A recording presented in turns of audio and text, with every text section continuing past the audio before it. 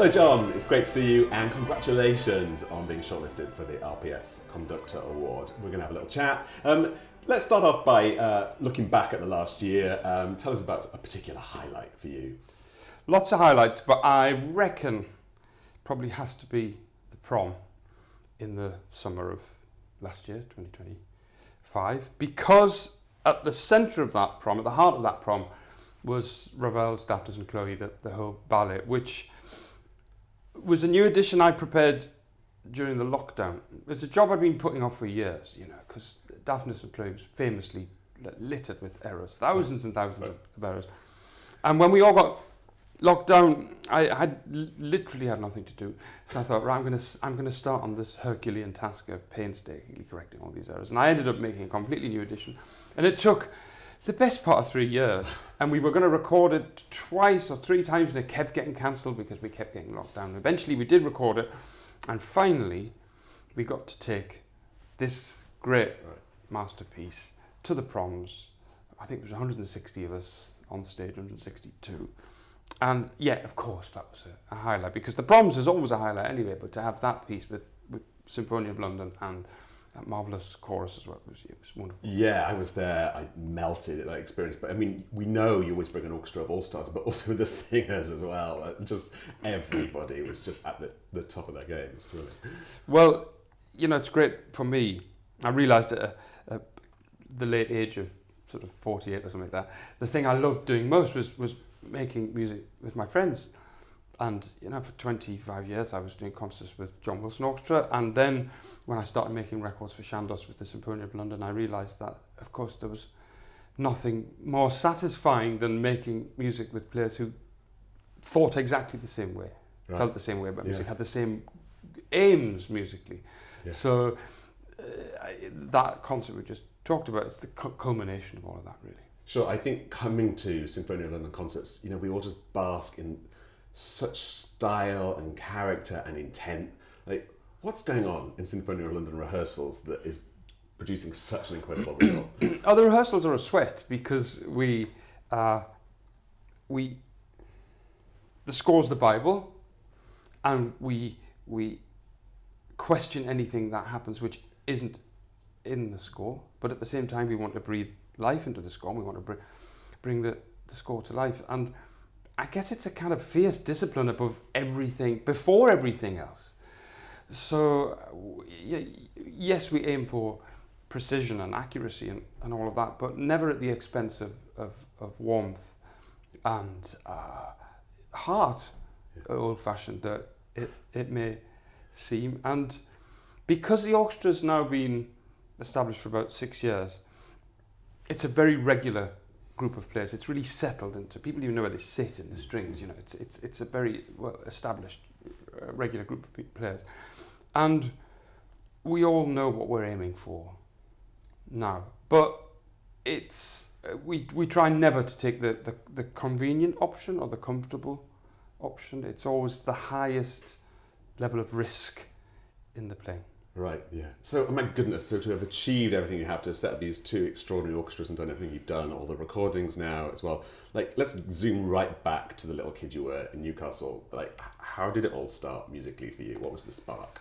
Well, I mean, I'm too, I was too small to remember what was going on, but apparently when I was a toddler in my high chair, I would respond to things on the television, on the radio, and music was always a thing for me. And when we went to my granny's, I would first thing I'd do is run and lift up the lid of the piano and start bashing away. You know, when I was 2, I was drawn to that. And I remember when I was 4 years old, I said to my primary school teacher, I was 4 and a half, I was very young for my year because my birthday is in May, and I said, I can play the piano with 2 hands. And she said, well, you better come and show me. And I walked into the school assembly hall with one of those yellow pianos with this sort of embroidered thing hanging from the back. Remember them?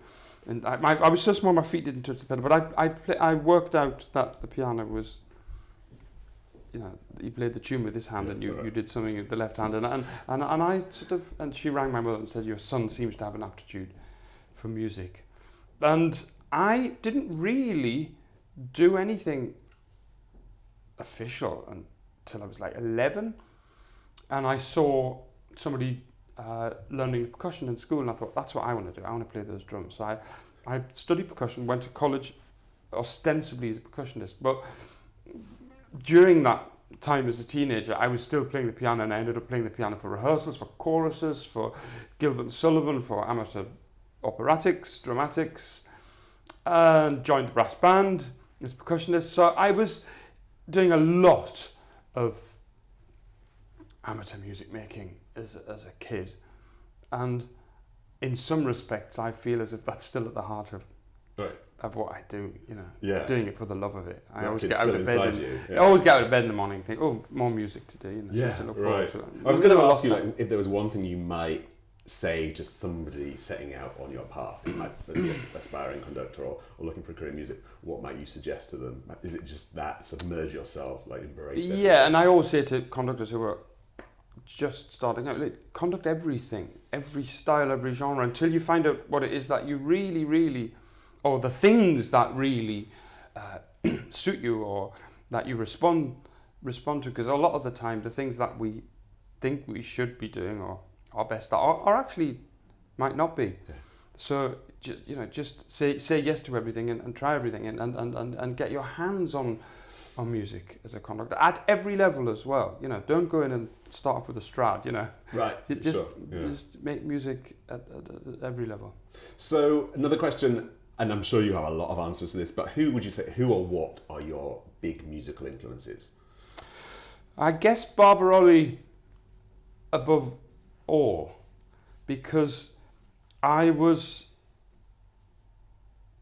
growing up at a time when memories of what Barbaroli did with the Halle were still talked about. He was still a household name.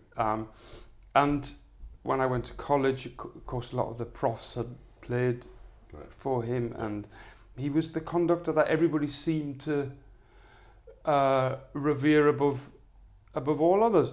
Certainly in the UK, and the first LP I bought was Barbaroli conducting the Symphony of London and that English music for strings, which I'll never forget that, 1983. I was 11 and I bought that record, and I wore that record out, and I knew that there was something special about Barbaroli, and I was fascinated with the way he rebuilt the Halle from scratch in 1943. And between 2000 and 2010, I'll tell you how I know this, because I was just fiddling around looking for some programs last night, and I stumbled across the Halle archive, and I did 113 concerts with the Halle between 2000 and 2010. Right, wow. And so a lot of the old timers were still around who knew Barbaroli, so I got all the stories firsthand. So that was interesting. And more recently, I guess, during my time as a teenager and at college, Simon Rattle in Birmingham, everybody was talking about that in the 80s and 90s when I was at college. People would get on the train, go to Birmingham to hear the greatest orchestra in the country, because there was a conductor who stayed put and built this. I mean, CBSO was already a great orchestra, but Simon, took it to the next level and did some amazing things, programming, and we all heard music we'd never dreamt we'd hear before. Right. And so they were big inspirations for me. Yeah, I'm sure. I can just imagine that sooner or later someone's going to be saying that all of this about you as well. This kind of like extraordinary dedication towards not just to standing on a podium and waving your arms about, but like really forensically asking what is conducting, what is having charge of an orchestra, curating an orchestra, all the research you do. It's funny because Broadway musical shows and musical comedies and film musicals are now becoming a very serious area of musical scholarship. And John McGlynn started all of that off in the late 80s, mid 80s. But for a long time, it's been seen as a kind of thing separate from what we call classical music. And I do hope that over the past 3 decades, I've helped push people to thinking more seriously about that repertoire, because it's so important. And I remember asking Richard Bonning about what are the great operas of the second half of the 20th century, because post-war, what are the great post-war operas? Right. Just having dinner with him one night, and he said, My Fair Lady, Oklahoma, The King and I. Yeah.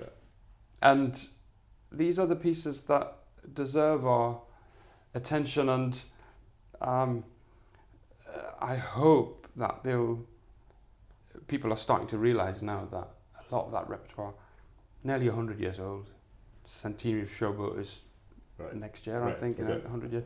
It's lasted, and it's lasted because it's great music. And I think so often the musicals say, we're mainly here at pit band, like something really reduced, and you've been so good at like bringing back all of those colours. I mean, your My Fair Lady recording, like you've really you're showing us what it actually is like at its richest, fullest, most technicolor extent. Well, we live in the age of the reinvention, and sometimes it's good to remind ourselves what the original was like. And when we recorded Oklahoma Carousel, for instance, which had 39 players in its original incarnation, that's a gloriously rich score, and I wanted to make that record all my life, and finally we made the first ever complete record. The piece is 80 years old, and it's taken 80 years to get a complete recording of it. Right. Yeah. So, are you allowed to tell us what's coming up? What does next year look like for you? Well, just to take up what we talked about, musical shows, we're aiming to record one every year. Right. So we've got Guys and Dolls in the can, and there's another one which is coming up in April, which I'm not going to tell you what it is because I want to keep it a surprise because it's a good one.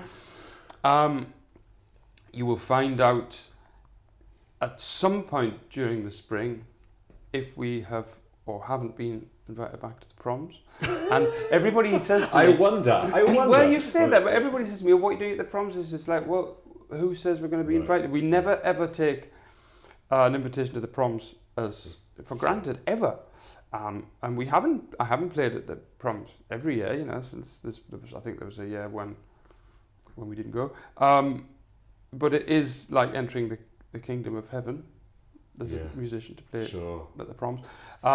We've got a tour with the orchestra later in the year with Benjamin Grosvenor, which I'm really looking forward to because we just played Rachmaninoff's Second Piano Concerto with him at the Concertgebouw. We made our debut in Europe, took Enigma and tuned Don Juan, and that was a big milestone for us. So we have quite a lot more recording coming up next year, and really exciting, we've got in March starting our new partnership at the Glass House in Gateshead. Okay, it's homecoming, right? Where I'm from. Yeah. And that's a series of regular concerts throughout the year in one of the great concert halls of the world in my hometown.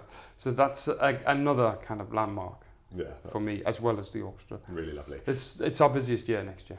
Great, how exciting. We're looking forward to hearing more of you guys. So, can I ask you, what does it mean to be shortlisted for an RPS award?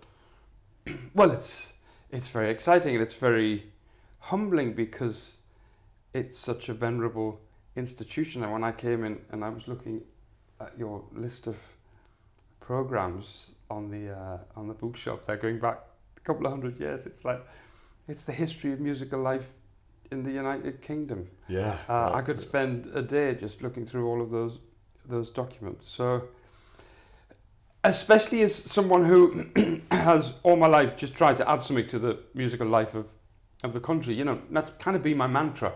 I say to the orchestra, the only two things that matter are the composer and the audience. And if we absolutely strive to honour the composer, we'll satisfy the audience. That's what we're here for. There's an awful lot goes on in between those two stages.